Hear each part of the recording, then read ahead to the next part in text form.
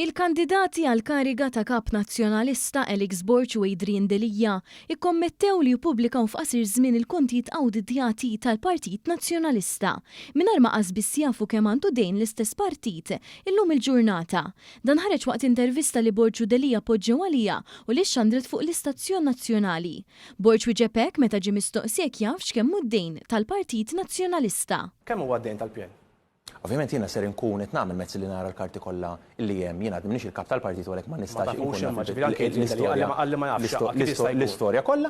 Madanakollu minkejja li ma jafx kemm hu d-dejn Borch wara qal li appunta kumitat tal-awditjar biex jistudja s-sitwazzjoni finanzjarja tal-Partit Nazzjonalista. Jiena fl-ewwel mill-ġurnata ser nappunta kumitat tal-audit li diġà hemm il-persuni lesti biex jitlu għalija u diġà qed jistudjaw is-sitwazzjoni tal-assi tal-partit tal-liability tal-partit.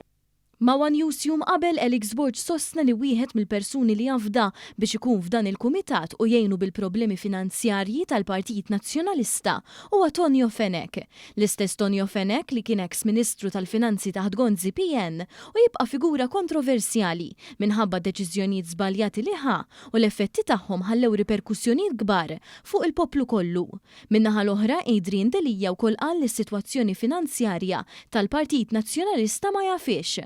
Hawn huwa appunta lejn Bernard Grech għaliex fi żmienu fit-tmexxija tal-Partit Nazzjonalista qatt ma ġew ippubblikati l-kontijiet finanzjarji awditjati tal-partit. Semmejt id-diffikultajiet finanzjarji, kemm hu d-dejn tal-PN? Ma nistax ngħidlek għax ovvjament sfortunatament l-accounts ma ġewx pubblikati.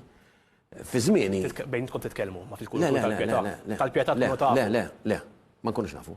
Il-botti ma waqfux hekk kif Delija sostna dawn il-kontijiet finanzjarji awditjati fi żmienu meta kien kap u dejjem ippubblikhom. Jien dejjem ippubblikajt l-accounts tal-Partit Nazzjonalista, l-informazzjoni li għandi mhux għax naf jew uffiċjali li żdied. Minn taħt Bernard Grech. Intant tul l-intervista ħarġu wkoll pożizzjonijiet kontrastanti dwar l-iskema taċ-ċedoli tal-Partit Nazzjonalista.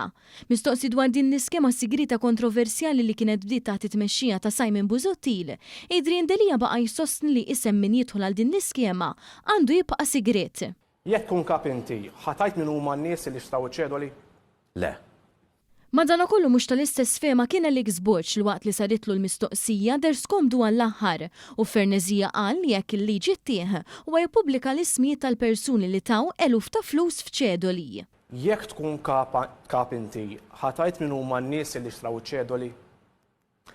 Ovvjament irid nara skont id-data protection jekk id-data protection tatini il-permess li nippubblika l-ismijiet nippubblikawhom.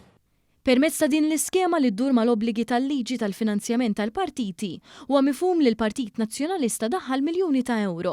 Dan sar mingħajr ebda forma ta' skrutinju jew due diligence fil-proċess. L-iskema kienet bdiet ukoll meta l-Partit Nazzjonalista beda jsiba diffiċli jissellef mingħand il-banek.